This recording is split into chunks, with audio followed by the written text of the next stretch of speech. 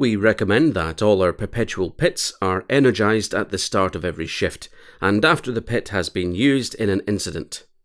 In order to energize a perpetual pit, simply take hold of the pit, then take the jack and plug it into the energizing port here. The Pinpoint Energizer CT model allows users to energize 2 pits at any one time.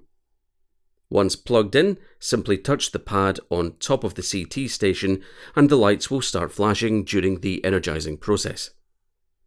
A flashing amber light indicates that the pit is charging. Once charging is complete, a solid green light will show. If the light shows red, then it is indicative of a problem, and you should contact Pinpoint for further assistance. Once a pit is disconnected, the lights will return to a solid amber colour.